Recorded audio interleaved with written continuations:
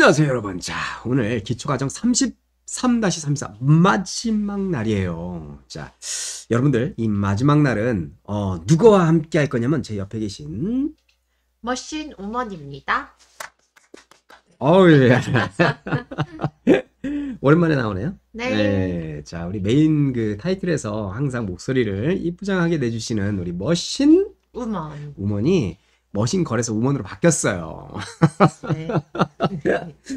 아, 꼴에 그 거리라고 하기엔 나이가 많이 양심이 있어서. 처비져가지고. 자, 어쨌든 우리 오늘 여러분들과 함께 할 거는, 자, 우리 이전 시간에 뭐 페이스라든가 이런 모든 걸 춘남 씨와 함께, 오늘 춘남 씨 바빠가지고요. 대타예요, 대타. 대타로 나왔습니다. 자, 어쨌든 오늘 요 구멍을 한번 뚫어볼 건데 어떻게 뚫는지 한번 보여드리도록 할게요. 원캠에서. 네. 자, 원캠에서 보면 여기 그 2D 밀링 가공에 가면 여기 다중구멍 형상 가공이라는 게 있어요. 얘를 네. 누르면 이 모델이 됐던 아니면 여기에서 그 형상에 어떤 구멍이 됐던 이게 다 찾아가지고 지가 알아서 자동으로 뽑아줘요. 이렇게. 자, 다시 한번 보도록 할게요. 네. 자, 요거 모델을 이렇게 갖다 놓고 자, 눌러볼게요. 자, 다중구멍 형상 인식이라는 걸 딱 눌렀더니, 그죠? 네. 여기 보면 중복구멍, 그죠? 네. 16자리가 있대요. 그죠? 다음에 여기 보면 단순구멍도 있고 몇 개가 있어요? 마이너스 32에 2개. 아. 다음에 8개 이렇게 있다라고 지금 네. 보여주고 있죠. 네네. 그 중에 우리가 얘 플러스를 딱 누르면 이렇게 쫙 좌표가 나오는 걸 볼 수 있죠. 그리고 얘를 누를 때마다 어떤 건지 표기가 돼요. 근데 네. 지금 우리가 여기서 봤을 때 요거 이렇게 다 체크를 했거든요. 네네. 근데 이거는 눌러도 선택이 되지 않아요. 선택되는 게 보여지질 않아요. 그렇네요. 네, 왜 그러냐면 모델에서 측정하기 때문에 그래요. 근데 만약에 이게 도면이 있다면 어떤 건지 체크가 돼요. 네. 예를 들어 이런 거겠죠. 이런 것들 보면 내가 이렇게 체크하면 어떤 건지 체크가 되죠. 봐봐요. 네. 그죠? 그렇네요. 얘는 여기도 안 보이죠. 모델이 없기 아. 때문에. 그죠? 자, 그럼 한번 다시 선택하고 한번 들어가 볼게요. 우리가 여기 바닥에 보이지, 바닥. 네네. 바닥에서는 보여지네요. 아. 그죠? 자, 일단은 그럼 여기서 도면을 싹 다 일단 제거해 볼게요. 네. 어떻게 제거하는 게 좀 빠를까요? 자, 간단하게 모델을 숨겨두고 어떻게 요걸로 숨기기로 숨겨놓으면 얘만 남죠. 그죠? 자, 모드 선택해 놓고 얘를 다른 곳으로 다 보내버리는 거예요. 네. 어디로? 요게 변경 가서 도면층에다가 도면이라고 만드는 거예요. 도면.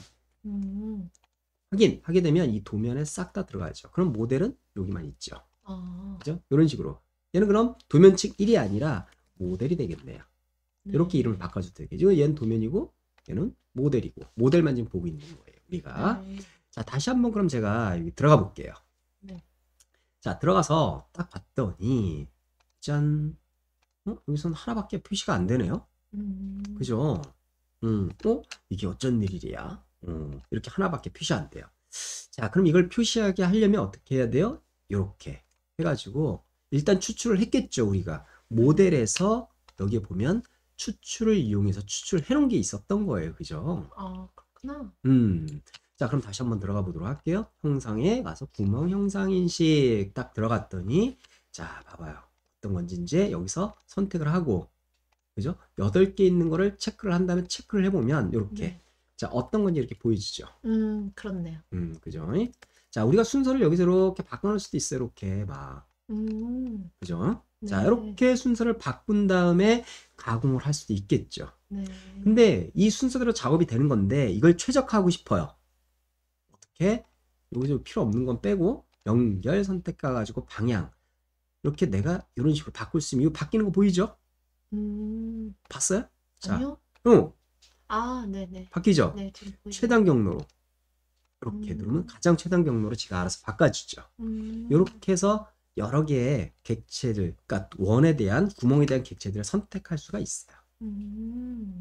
물론 여기 있는 걸 가지고 위로 이렇게 당겨서 내가 원하는 위치로 이동시킬 수도 있겠죠. 네. 이렇게.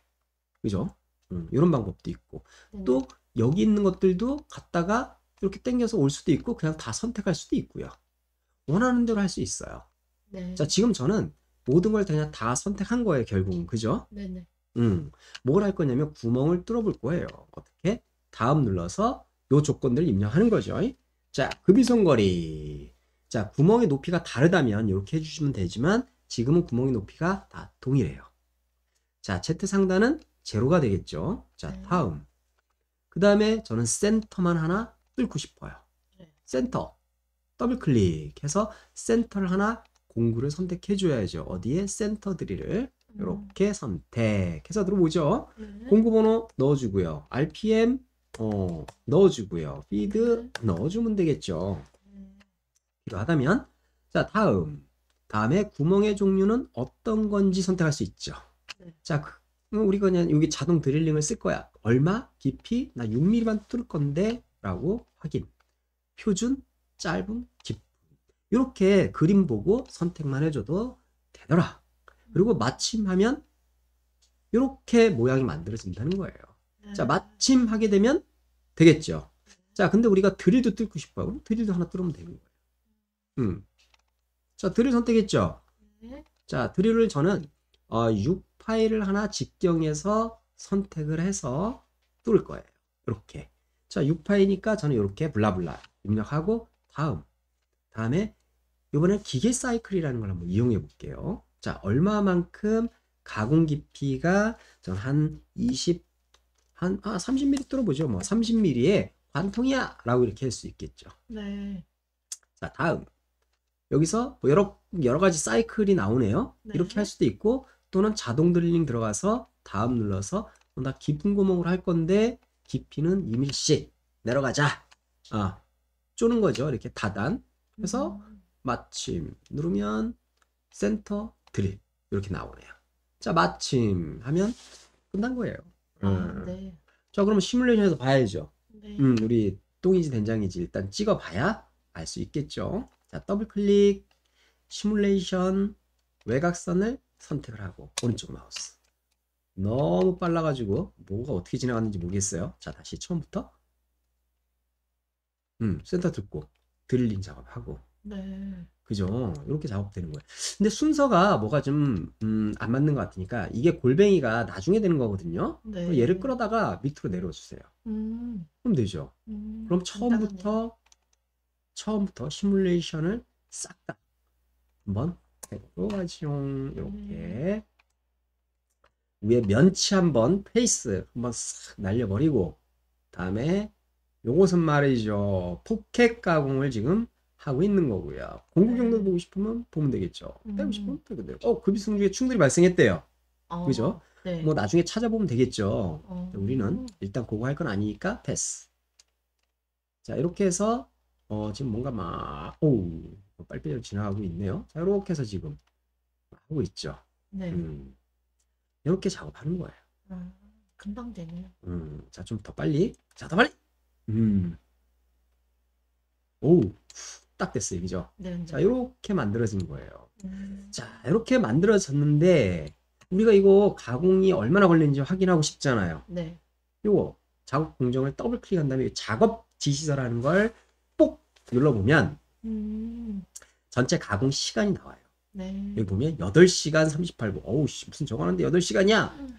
조건이 안 맞는 거니까 절삭 조건을 막 대충 해가지고 이런 거고 시간을 여기서 확인할 수 있더라는 얘기죠. 네. 그리고 사용되는 공구도 목록이 이렇게 쭉 나오더라는 얘기죠. 네. 잘못된 걸 볼 수 있죠. 00 잘못된 거니까 원점의 위치는 어딘지도 나오고 각 공정마다 시간과 가공 기표와 이런 것들이 순서들이 다 나오죠.